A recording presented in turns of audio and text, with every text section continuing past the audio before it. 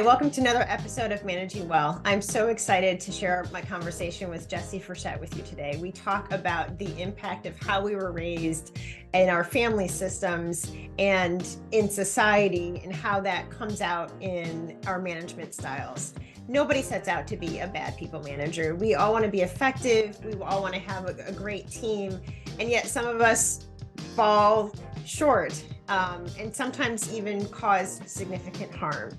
And so whether that is yelling, not setting clear expectations, micromanaging, sometimes we have toxic traits as managers. And in this episode, we talk about what we can do differently when we realize it, and also having compassion for ourselves and understanding where those traits may have come from. So really excited for you to join us and listen to this episode. Jessie Frechette is the founder and director of Center Mindful, a now virtual mindfulness studio. He's a mindfulness educator, coach, facilitator, mindfulness-based psychotherapist, and anti-racism allyship coach. Jessie has a master's in social work from the University of Pennsylvania and has been teaching and coaching people in the practice of mindfulness to increase compassion and well-being for more than a decade. He has been working as a clinical social worker in community settings as well as in private practice for over 25 years. Jessie is in the current cohort of Transformative Change's Embodied Social Justice Certificate Program. Jessie, welcome to Managing Well. So excited to have you here. Thank you, Tanya. It's great to be here. And, you know, even when we were talking about the topic of toxic managers, we realized that even using that term risks bringing up some shame for people. Yes. And so we wanted to kind of start with just kind of letting people know that really we're coming at this from the place of wanting to support people to do the best that they can where they are with what they have and with what they already know, and then to build upon that, because really, as you're saying, we all set out to do our best. So we're kind of hosting this in the interest of what's going to help us to do our best. So that's our intention behind this. Yeah. Thank you for saying that. Because that is the purpose, how we can learn from what we know, how we can learn what we don't know and do better. Absolutely. And I just along those lines, I just want to put out there that mindfulness is a practice that has helped me so much in kind of getting to know what is it that I'm working on, what strengths am I bringing, and what are the areas that I want to strengthen. And it reminds me of that quote that we don't just inherit generational traumas from our families of origin, we inherit generational strengths. And so I want to kind of step that forward with what we're doing here today. I love that perspective. I'm a clinical social worker by training too, so of course that resonates for me. And I think before we kind of go more into the conversation, I would love to just hear more about you. And right before we got on, we were talking like, how long have we known each other? Has it been 10 years, 15 years? No, it's been like about 20 years we've known each other. And just kind of different ways. I think we've met professionally, we've connected personally. There was a time there was a time that just was special to me where you invited me to, you were supervising a lot of Black women. And so you wanted me to kind of come and talk with them in a real kind of open format about some of the joys and strengths, and it was a pleasure and a joy to do that. And then years later you came and to my team led a mindfulness session of just bringing us calm and peace in challenging times. And so just I just wanted to, I think, share the reciprocity we've had, and also want you to be able to tell more about kind of who Jessie is in this world, that has brought you to mindfulness and brought you to the conversation we're having today about how we're going to apply that as we talk about management styles that are harmful, where it comes from, and then what we can do to shift it so it doesn't cause harm. Yeah, thanks so much for that beautiful reminder of some of the history of our connection, Tanya, and how there has been that opportunity for some reciprocity back and forth.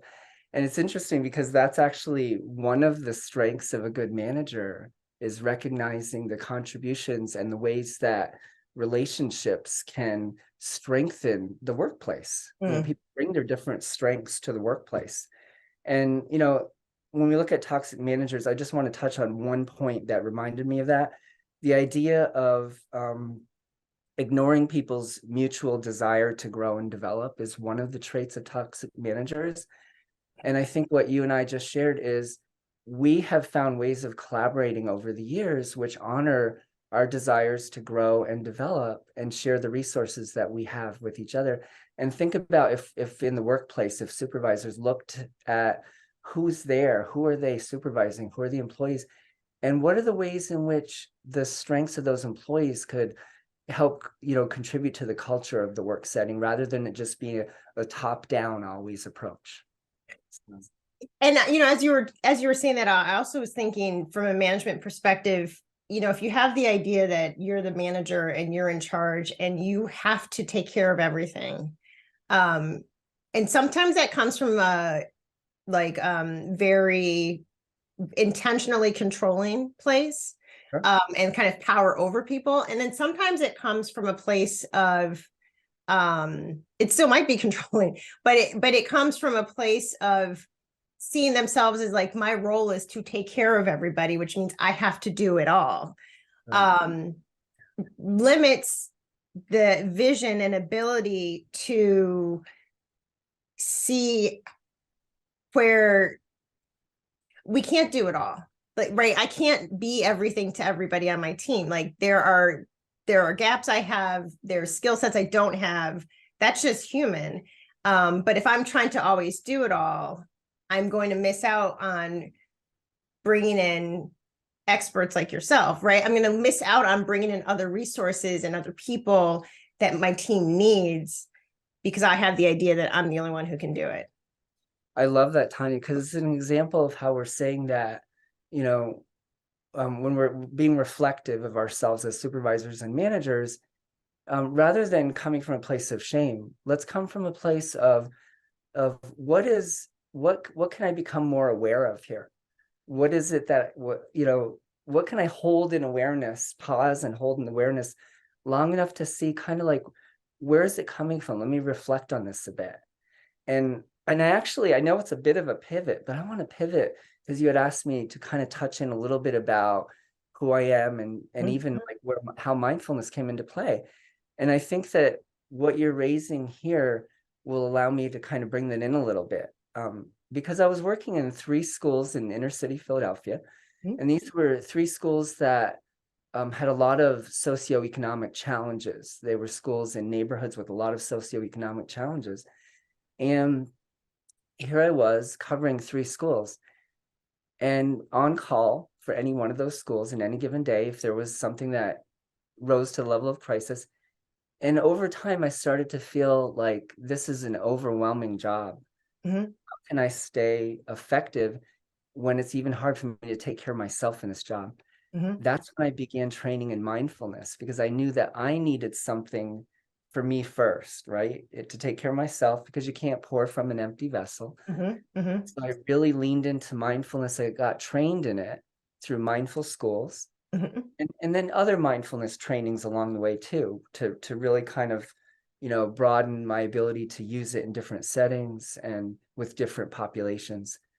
But what I realized is that I resorted to mindfulness because I needed something for me first. Mm-hmm. And once I had it, and I was like, wow, this is helping me. It's helping me to manage stress. A little bit more about what mindfulness is. It's really about allowing yourself to pause and just be with what you're experiencing in the present moment. And what I want to add to that is it's not only being with the experience of it, but it's the mental tone and way of being with it that's key. And what mindfulness invites is something called mindful self-compassion, where you're really allowing yourself to attune to and then attend to it with kind of from the heart. I want to just bring in the idea of how we receive it, our experiences in our own heart is key to mindfulness. And so, yeah, go ahead. Say more about what you mean, receive mindfulness and experiences, excuse me, in your own heart. What does that mean? Yeah. So what I want to say is a lot of our time we spend thinking about stuff and analyzing it in the head. And that will only take us so far, because if you're only living from the head, sometimes there's also unhelpful scripts playing and ruminating in the head. Mm-hmm. What I think that it's asking us to do is to move into the body a little bit and check in the body. Mm-hmm. It's Mm-hmm. very hard for so many of us because of trauma, because of discomfort, because of all of the experiences that we've had in the past, which can make it not feel so safe to be in the body. And so I see this as, there's a saying that Reverend Angel Kyoto Williams, who's the one who kind of started the embodied social justice program that I'm in, she says, go at the speed of trust. And I love that, because that includes our own working with ourselves. And Mm-hmm. yeah. Mm-hmm. And so really, it's really just about touching into the body, noticing what we're feeling, where we're feeling it, and trying to meet it with curiosity and kindness, even if it's in just small doses. I think might be Resmaa Menakem that says we don't have to gorge on it, we can nibble on it. Oh, I love that. Yeah. I love that. I love that idea. Which I think, especially when we're hearing new concepts or considering new ways of engaging with concepts and ideas and practices, it can feel overwhelming to think I have to do this all the time. And to be able to nibble on it and just do a little bit. That's right. As you were talking, in a lot of the work I do when I'm working with people who work in corporations, right? Like large organizations, who are very, to your point, analytical. They're in their mind, they're thinking a lot. And a lot of what we do is talking about how to blend, like, it's the emotional intelligence component of it, like paying attention to your own reactions and managing them before you just kind of act on them. And so that kind of came to mind as you're talking about paying attention to the heart and kind of having self-compassion for what is coming up for you. And I'm also just kind of circling back to, you got into mindfulness to be better at your job. I did. Yeah. When I was in high school, it's just a random memory. I was friends with a boy who played basketball, and he was so dedicated to basketball, so dedicated and like determined to get better and determined to make varsity, that he took ballet classes because he read that would give him more flexibility, more endurance, and so did something completely outside of his comfort zone because the focus was basketball. And so, you've built this practice, and like it's big. Mindfulness is, very much part of your life, but I just kind of coming back to, like, you did it because you wanted to be better at your job. It just struck me. Yeah, it's true, because when I was working in schools, I also became a play therapist because I was working with school-age children. Not that my goal was to set out to work with children, but I was in a school setting and I wanted to be good at my job. So, and now with mindfulness, it's really moved into, because I want to be good at practicing being a human being. I do. Yeah. I do. I'm just sitting with that statement in a society that moves a mile a minute. And we're focused on productivity and innovating and doing and being great and doing great work. That I think often we forget the human component. So your point of practicing being how did you say it? Say it again. Practicing being a good human being, Yeah. Yeah. Yeah. Toward myself and others, right? Yes. Yeah. So, as we were thinking about this topic for this episode, and just how our past experiences impact how we manage in ways that can be harmful. One of the things that excites me about working with organizations and people in organizations is the ability to repair harm that's been caused. And so, we'll talk I'm gonna let you talk more about Bowen, the theory of Bowen and all of that, but the idea, that of systems and family systems and work systems. And so we come together and spend so much time together at work. And it can be great joy and it can be great pain.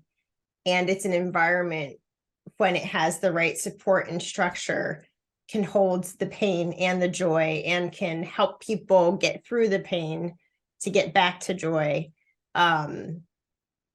Just like you're practicing being a good human being, I feel like workplaces have the opportunity to be these microcosms of culture and environment, of practicing doing it differently, perhaps, than we were raised to do. Yeah, there's so much in what you just said. I like what Bowen starts to bring in, the family systems theories and some of the basic principles. And I'm wondering, maybe it would be helpful for us to just kind of touch that into it now. Yeah, that's perfect. Do you want to say a little bit about Bowen and a little bit about the work his theory? And yes, I'm excited to hear this from you. Yeah, so let me just say a little bit about it. And I'm pulling from Chris Drew, Family Systems Theory Definition and Examples. And this is May 3rd, 2023. And I'm going to share a couple things. This is a description. Okay. So family system theory understands human behavior through a complex web of emotional processes in one's family, work, and social systems. So I think that's key, right? Family systems theory understands human behavior through a complex web of emotional processes in one's family, work, and social systems. So it's not just about the individuals. Right. It describes how the emotional interdependence among family, society members impacts individuals' characters and life choices. I mean, that's huge, because if that's the lens that we're going to hold this, it means we're not going to just be evaluating the individual and just looking at behaviors of the individual. And we're also going to have to keep ourselves in check as managers when, that this is interrelational, this is systemic. When something's not working, it's not going to be just about focusing on the individual's behavior and choices. It's going to be, we need to look at the big picture here, and we need to figure this out together in a collaborative way. And so that's true. This is a statement and question, I think. Yeah. Is that true for a manager of direct reports, and considering their direct reports as part of a larger context, and also realizing them that they as managers are part of a larger context too? That's it. Right? Yeah, we have to be willing to look at the big picture and the layers. It no longer is working. It hasn't worked for us to just focus on, because a lot of times what happens is the individual is up against all of the systems and institutional issues that are impacting them. And then on top of it, they're being scrutinized and blamed for things without any consideration of what's really happening here. What's really happening here. And how many of us have seen that or experienced it, whether it was ourselves or with a colleague, or whether we just saw something happening. And so I feel like family systems theory is giving us a theory that, yes, looks at families, but it also looks at communities. And then it also applies to institutional settings. So can I give a quick example that comes to mind as we're... That'd be great. I can. I'm going to give a quick example of what comes to mind as we're talking.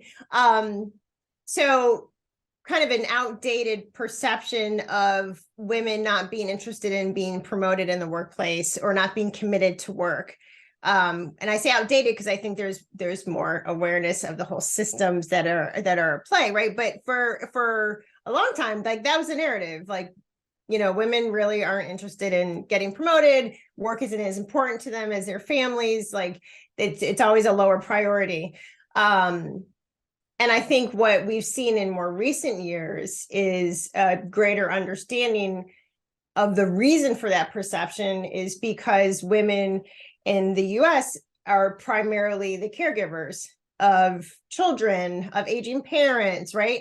And so if we're looking at a system that designates one population by gender to be the caregivers, it doesn't give a lot of time for other things, even if that is very much desired and even financially necessary. So then if women are in roles and they're getting stuck and not getting promoted because they have to leave work to do another job of caregiving,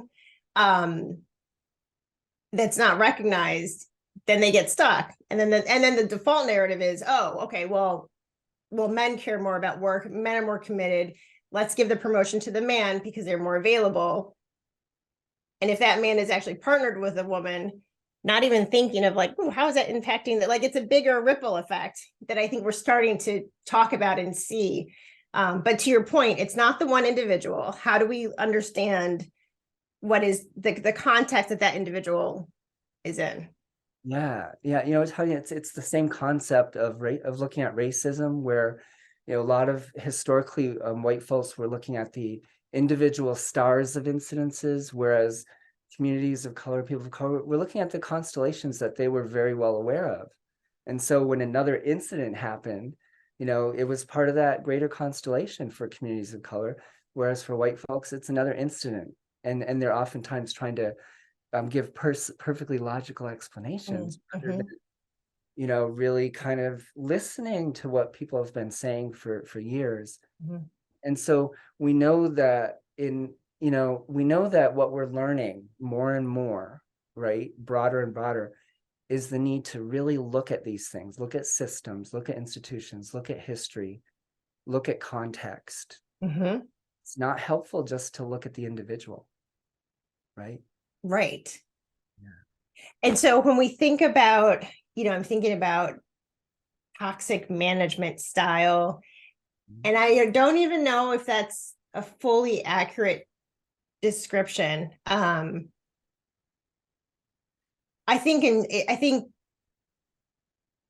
yeah, I don't know if it's fully accurate. I think that it describes some really harmful management styles, but there's others that may not qualify to the level of being toxic, but are certainly harmful and don't kind of support individuals or organizations. But I just to kind of give us some, so that we're kind of grounded in what we mean by that. When I think about those kind of bad management styles, harmful management styles, we often hear of micromanaging.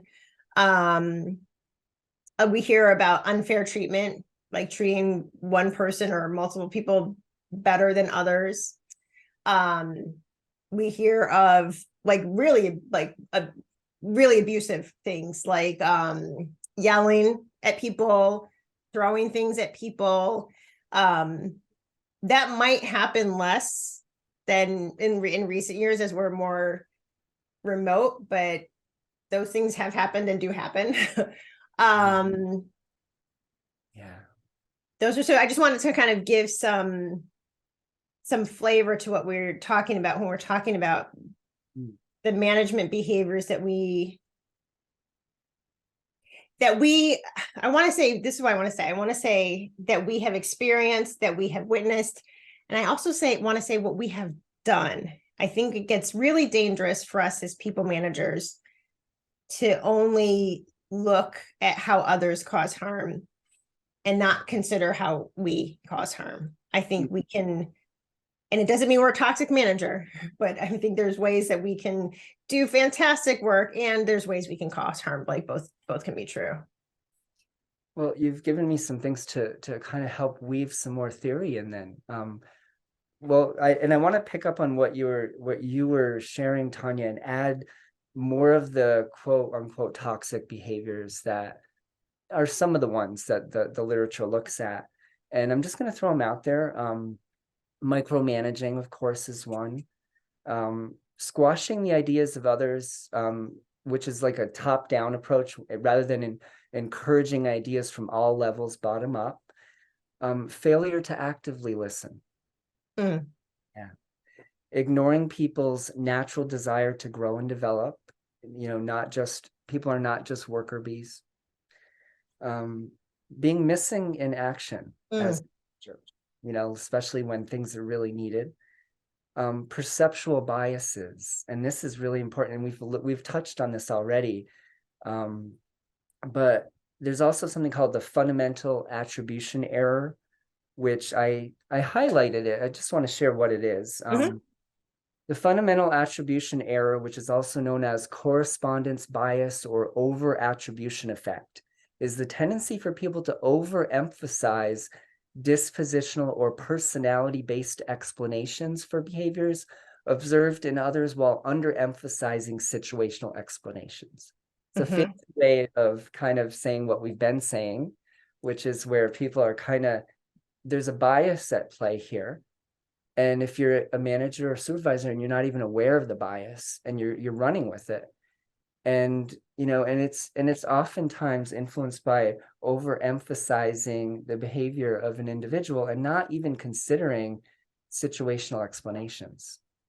Right. So if somebody on your team makes a mistake and you think, I can't believe Jamie just made that mistake. What were they thinking? They should know better, right? It's all about Jamie. That's right. As opposed to, and that might be your first natural response. That's real. But then also considering, okay, what was going on where this mistake happened? Did Jamie have all the information that they needed? Was there a gap in communication, right? To kind of consider what else could be at play, not just Jamie as a problem. Absolutely. Which leads us to, I added one of my own, because I was pulling those toxic behaviors from Marcel Schwantes in Leadership from the Core. And then I added another one, which is unclear expectations and lack of collaborative goals. Because it plays into what you were just alluding to, which is, you're blaming the individual, but were the expectations clear? And from the very get-go, were things established in a collaborative way that could invite mutual ownership and accountability to be kind of arrived at together? Yes. Yes. And that's where I think really, really strong communication comes into play that most of us were not taught to do. I was actually talking with a client the other day, and I said, the way that we are raised and the way that kind of culture supports how individuals are raised, especially when we think about certain identities, when we think about gender and race, right? There might be some ways that people are raised to be in the world that don't give them the skills they need to be successful as people managers. Absolutely.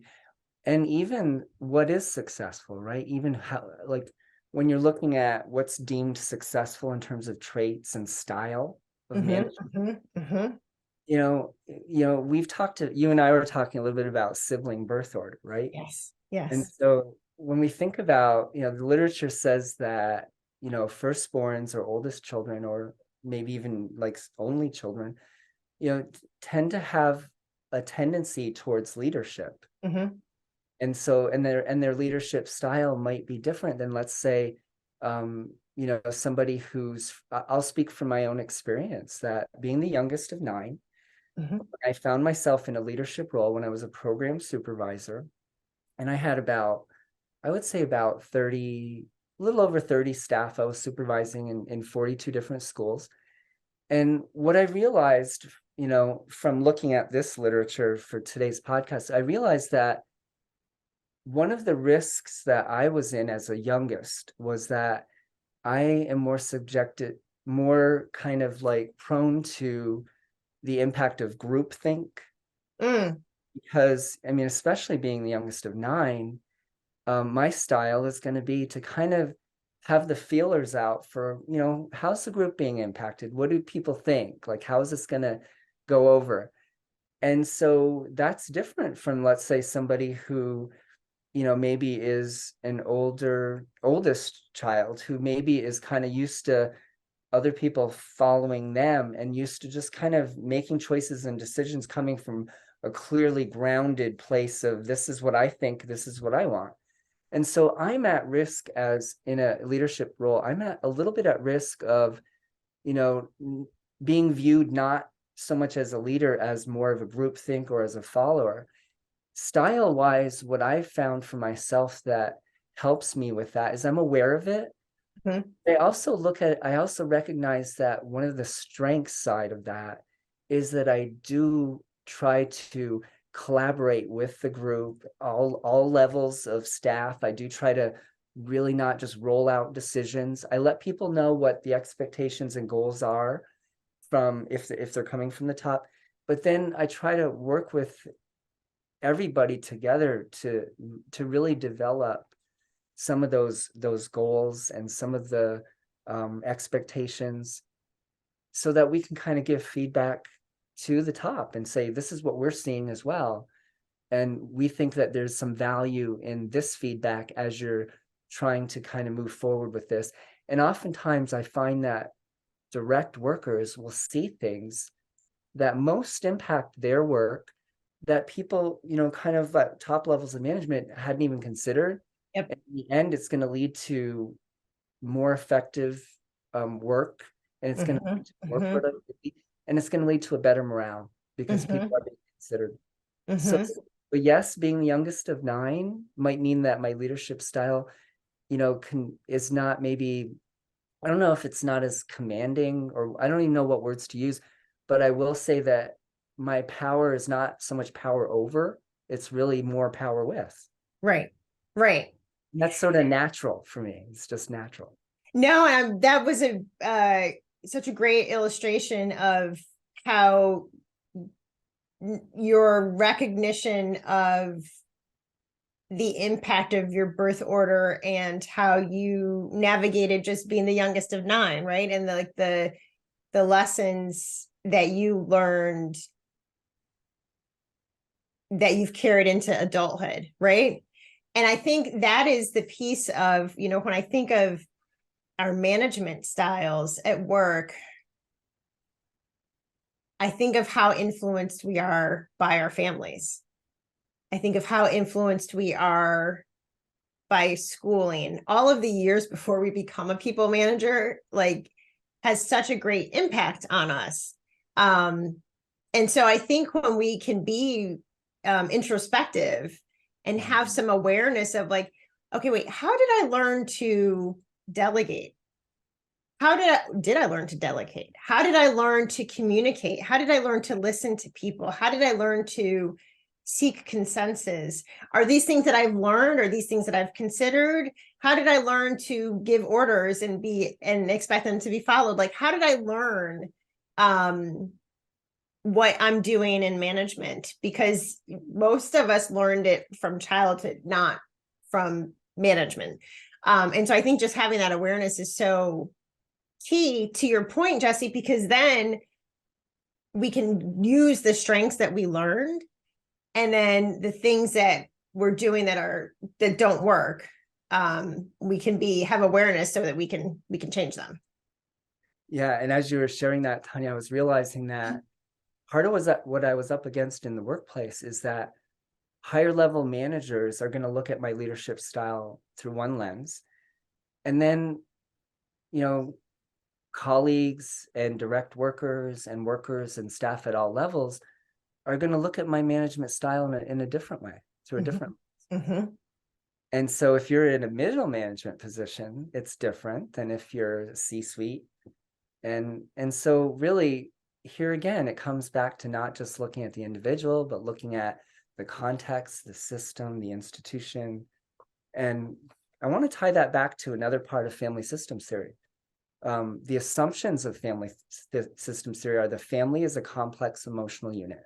Mm-hmm. So it's not just about looking at prior to, I think it was 1960s, 1970s, prior psychotherapy really just looked at the individual. Mm-hmm. Mm-hmm. So now we're looking at the individual as part of a system, and it interplays with each other. The family is emotionally interconnected, and familial, community, and social relationships are reciprocal.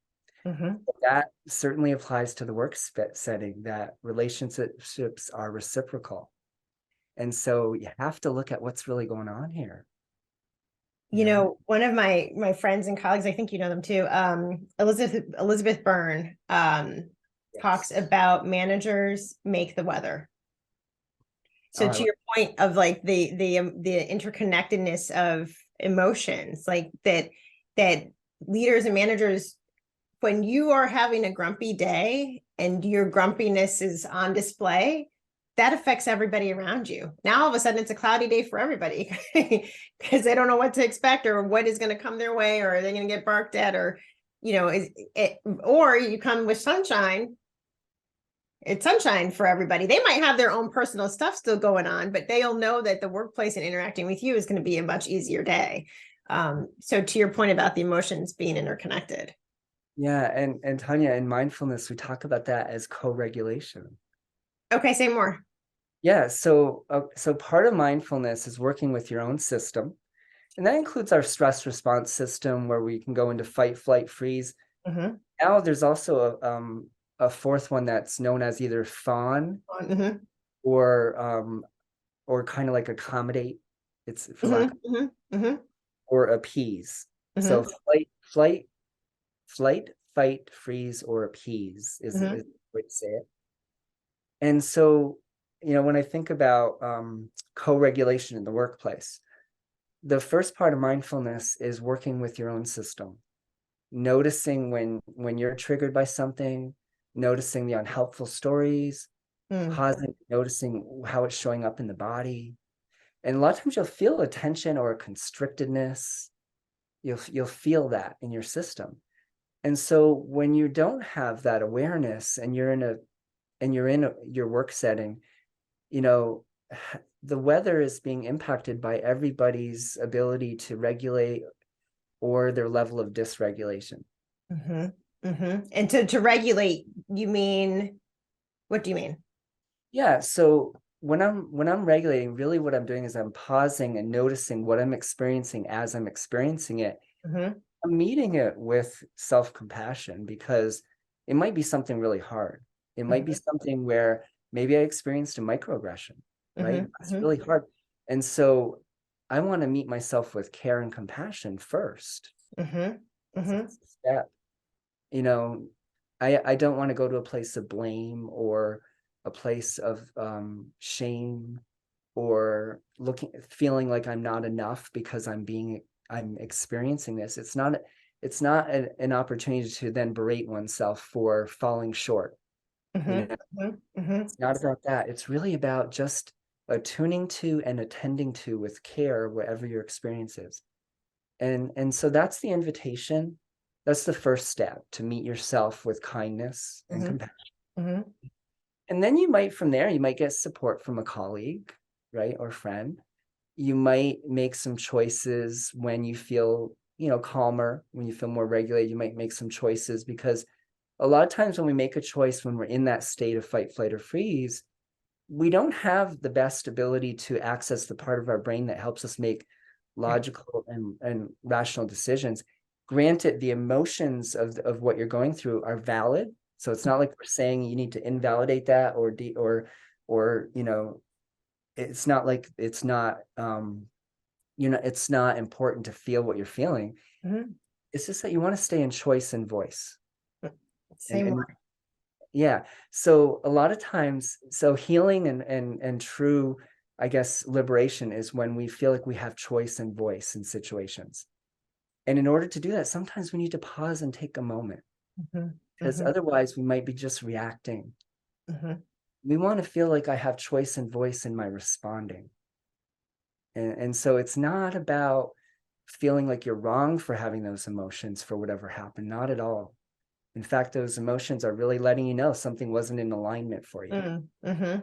They're good. But I think that the mindfulness just invites us to pause and check in so we don't check out. I'm thinking about people who might be listening and might start to realize, ooh, maybe I am managing people in the way I learned growing up. Yeah. And maybe I don't want to do that. Yeah. I often think of it's delicate, but people management and parenting really have a lot of synergy in that you're responsible for these people. And for my belief, you care about them, you have care for them, you want to show care to them. There's also the like training and learning and accountability that is, I think, shared principles for parenting and also people management. Yeah. And the power difference, right, is there as well. I hesitate. I mean, well, I don't, the delicate part is like, sometimes people talk about work as family, and, you don't fire family. So I think that is inherent. Like you might not talk to family anymore, right? But like, that's still factually, part of family. Right. And that's not the case in the workplace. But I think we bring in those habits, we bring in those traits. So if we grew up with somebody barking orders at us, yelling at us, threatening us, bullying or harassing us, like, did you do it? Did you do it? Did you do it? Did you do it? Did you, right? And then all of a sudden that's just how that's how you think leadership is, and that's what you do. And so I guess I would love to hear your perspective if people are listening to this and having a realization that, ooh, perhaps the way I lead is what I learned, but not what I want to continue to do. I'm just curious to hear what you might share with them. Yeah, and even just as you were talking about that, Tanya, I was feeling the softening in you and in myself, because we realize that there's this risk of shame and, unhelpful judgments that can arise for people, both in terms of as a supervisor, manager, and as a parent. Yes. And so I love the way that you're kind of bringing in the invitation to kind of look at it from the standpoint, if I continue to do what I've been doing and it hasn't been working, I'm going to get the same result. And a lot of times we're weary, whether it be as a parent or a supervisor, as a manager. There's this level of weariness in our bones. Yes. And I think that it's letting us know that something different is needed. And that's not a bad thing, right? When our system is letting us know, it's like, okay, it's trying to get our attention. Something different is needed. I feel that for me, mindfulness has been that thing, because it starts with attuning to and attending to what I'm experiencing, which will allow me to kind of create more of a space for the heart to experience what it is that is trying to show me, what is it that's here for me to look at. And I feel like, you can do some of this individually through, there's courses you can take online, there's apps. You can do some of this through seeking out a mindfulness coach. You can do some of this work through psychotherapy. You can do some of this through general coaching, not just a mindfulness coach. There's many avenues to do the work, and some of those avenues will lead you to things like journaling or other activities, creative ways of working with it. Some of them may lead you to ways of working with it in the body. Somatically, with the energy in the body, whether it be through somatic therapy, whether it be through yoga, Tai Chi, Qigong. So there's many, many ways that we can begin to do things differently. And some of that is really going to be up to the comfort level. There we go. We come back to voice and choice again, right? Yes. I was thinking that when you were talking. Yes. Yes. So I want to touch a little bit more into what you're saying about when we start to recognize that what we're doing is kind of what we know, and where does that come from? And I want to touch into the concept of loyalty. This comes out of contextual family therapy, and the founder was Ivan Bezirmeni-Nagy, and he was a Hungarian Jewish therapist. And one of the concepts that he looks a lot at is loyalty. And he talks about it from the terms of family loyalty, and that there's basically a couple ways that we can be, and I'm oversimplifying it, but there's a couple ways that we tend to be loyal to our family of origin experience. One is through emulating what we saw or what we were taught. Mhm. kind of what was modeled for us. And the other is by reacting to what we didn't like about what we saw. And Yes. either way, it's holding a lot of energy for us. Either way, it's kind of determining our choice. Either I'm emulating or I'm reacting against. And it can cause us to sometimes be either too tight or too loose. Yes. And Yes. so, yeah, and so really the awareness of this is, with so much of what we're talking about, awareness is the first step. But very close behind that is compassion. Because if you become aware of things and it's just more things for you to beat yourself up about, it's not productive. Mhm. No, you're absolutely right. You're absolutely right. You know, So, I actually I can give a personal example of what you're talking about with the loyalty. And this all for people who are listening, this is all unconscious. This is not something that people are doing intentionally. I want to say. But you know, I know for myself in my own management style, when I think of how I was raised, and when I also think of previous managers I had before I started my own company, the constant criticism and constant like, this is wrong, this is wrong, this is wrong, without the balance of support and care. And so I knew when I started my own company, I never wanted the people who worked with me to feel as I had felt.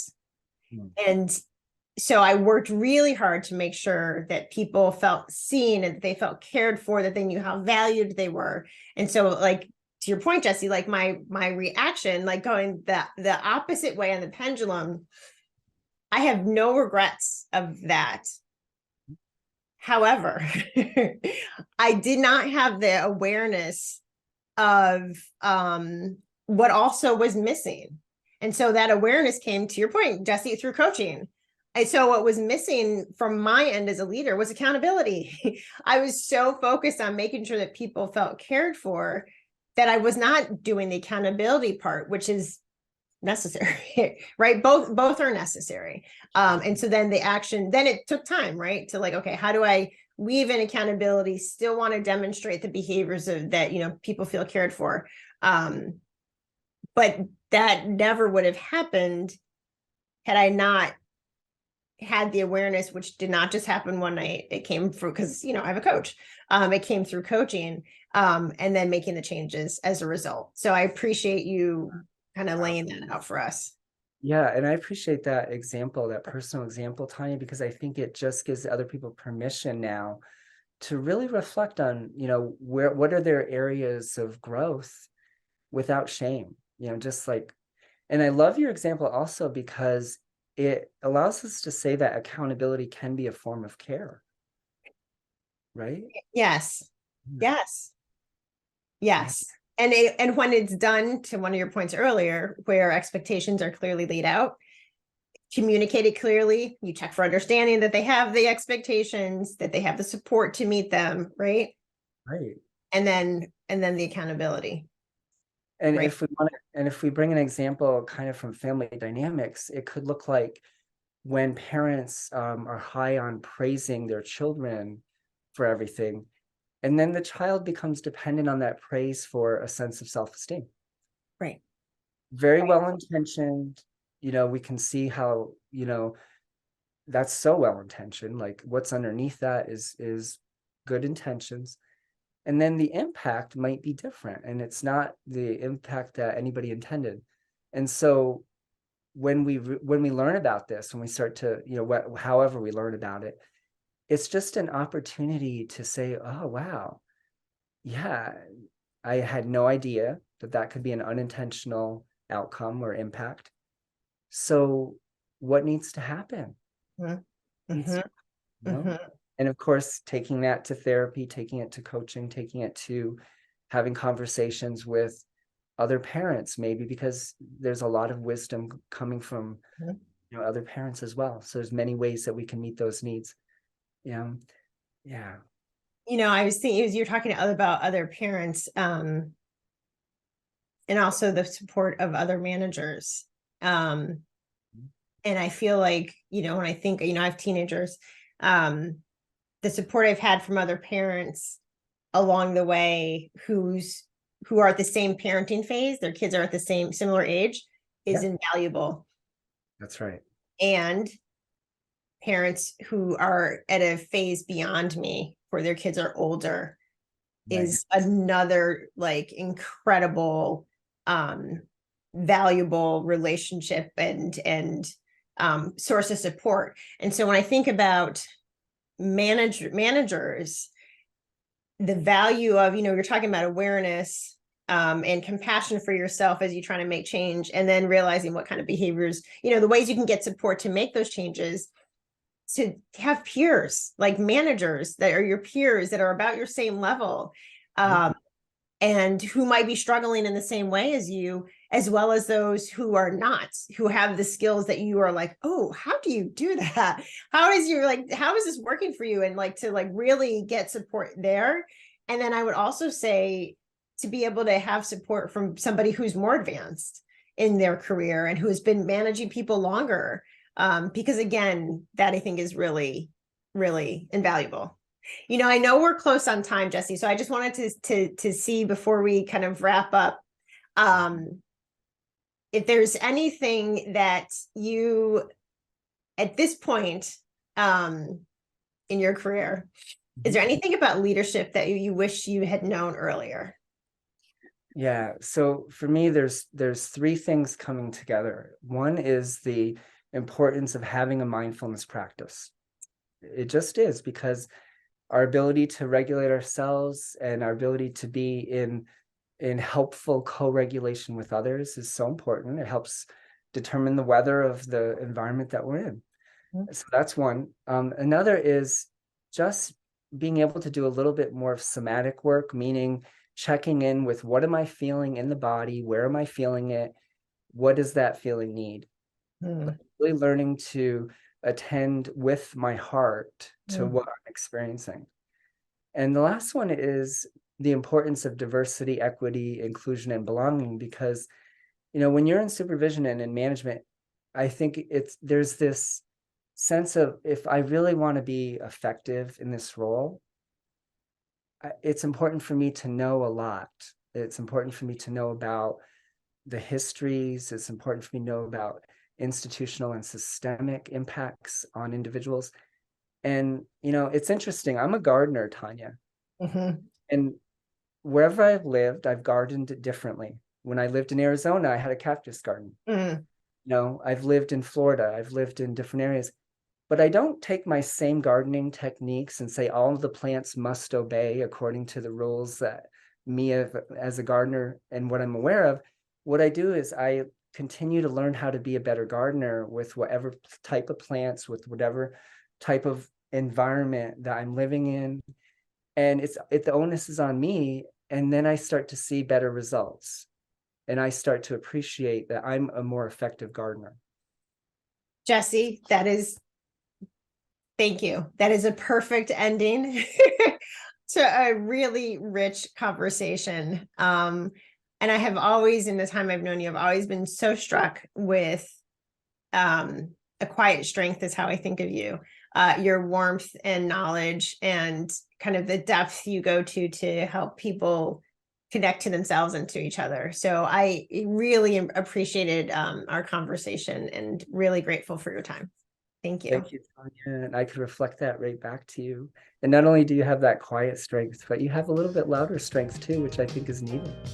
Thanks, Jesse.